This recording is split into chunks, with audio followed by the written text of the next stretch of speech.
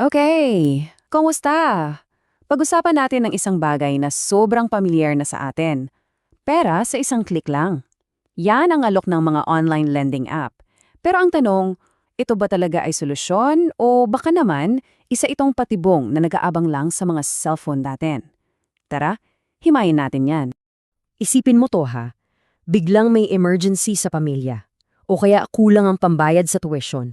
O kaya kailangan lang talaga ng pambili ng gamot. Sa mga ganitong sitwasyon, di ba ang unang papasok sa isip mo, saan ako kukuha ng mabilis na pera? At dyan, parang magic na lumalabas ang mga online lending app. Isang tap lang sa phone, may solusyon na agad. Familiar, no? At hindi ka nag-iisa sa ganyang pag-iisip. Actually, umabot na sa 67 milyong Pilipino. Grabe, 67 milyon ang gumagamit ng mga digital lending platform. Ibig sabihin, hindi lang ito basta uso. Para sa napakaraming kababayan natin, lalo na yung mga tinatawag na unbanked o walang access sa bangko, ito na talaga yung naging sandalan. So, bakit nga ba? Ano ba talaga meron sa mga online loan na to at parang ang dali-daling na hook ng napakaraming Pinoy? Sige, alamin natin yung appeal. Alam mo, simple lang talaga ang sagot dyan. Convenience. Napakabilis ng proseso. Halos wala kang kailangang papeles, tapos wala pang collateral na hinihingi. Isipin mo na lang, para sa milyong-milyong Pilipino na hindi makalapit sa tradisyonal na bangko, para itong isang pinto na biglang bumukas. Biglang nagkaroon sila ng access sa pondo kapag gipit.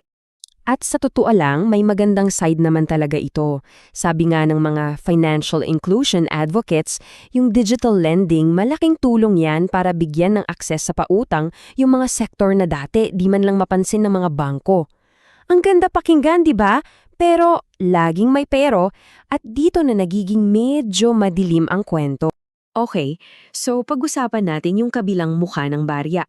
Kasi sa likod ng pangako ng mabilis na pera, may mga panganib na kailangan nating seryosohin at ito yung dapat mong malaman. Dito natin makikita yung malaking disconnect. Ang pangako, mababang interest daw. Pero ang katotohanan, napakataas pala kapag sinama na yung lahat ng hidden fees. Yung quick solution nila, naku, may kasamang napakaikling repayment period, minsan ilang araw lang. At yung sinasabing easy money, madalas may katapat yang mabibigat na penalty na lalong nagpapalabo sa utang mo. At dito ka na ngayon papasok sa tinatawag nilang debt trap. Alam mo yon, parang nasa isang hamster wheel ka. Umuutang ka sa isang app para lang ipambayad sa isa pang app. Paulit-ulit lang yung cycle, pero habang tumatagal, imbes na makaahon, lalo ka lang palubog ng palubog. At kapag hindi ka na talaga nakabayad, dito na nagiging nightmare ang lahat. Dito na lumalabas yung mga mapang-abusong paniningil.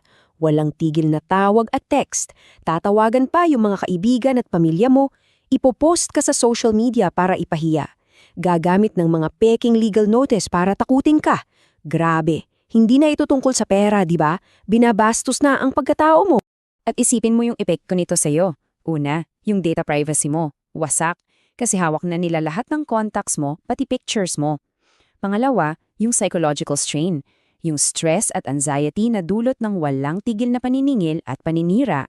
At pangatlo, syempre yung reputasyon mo. Sira na sa mga akilala mo dahil sa public shaming.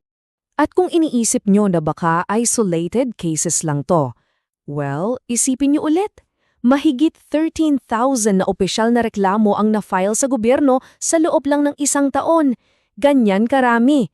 So malinaw na hindi ito maliit na problema, kundi isang malawakang issue na talaga.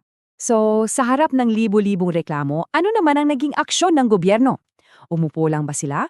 Tingnan natin kung ano ang ginawa nila. Dahil nga sa dagsa ng reklamo, kumilos ang Presidential Anti-Organized Crime Commission o PAOC. Nag-launch sila ng mga crackdown laban sa mga abusado at lalo na yung mga hindi rehistradong online lending apps. Tapos sumunod din yung Securities and Exchange Commission o SEC. Nag-issue sila ng mga cease and desist order para puwersahang ipatigil yung operasyon ng mga kumpanyang pasaway. So, ang pinaka-importanting punto rito na dapat mong tandaan ay ito, may laban tayo. May mga batas na pumuprotekta sa atin bilang consumers. Halimbawa, yung Data Privacy Act. Yan ang legal na basehan natin para labanan yung basta-basta nilang paggamit ng personal information natin. Tandaan mo yan, may karapatan tayo. Okay, so may ginagawang gobyerno, which is good.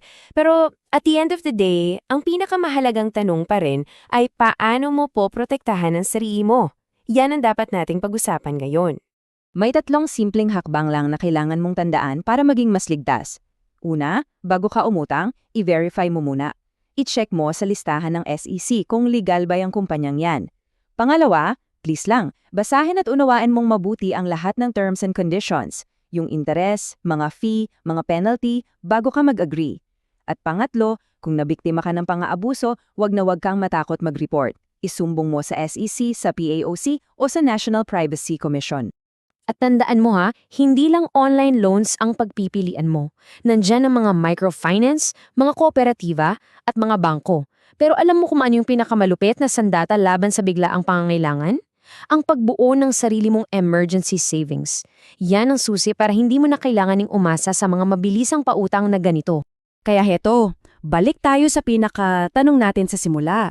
Matapos nating makita ang magkabilang side, yung tulong at yung panganib, itong mga online lending app, masasabi ba nating solusyon sila o isa lang talagang bagong paraan para mabaon tayo sa kahirapan? Alam mo, ang sagot wala sa app. Nasa sa atin yan. Nasa kamalayan natin bilang consumer, nasa pagiging mapanurin natin, at syempre, nasa desisyon sa bawat pag-click natin. Tandaan, ang kaalaman ang ating kapangyarihan, gamitin natin yan para protektahan hindi lang ang para natin, kundi ang buong kinabukasan natin.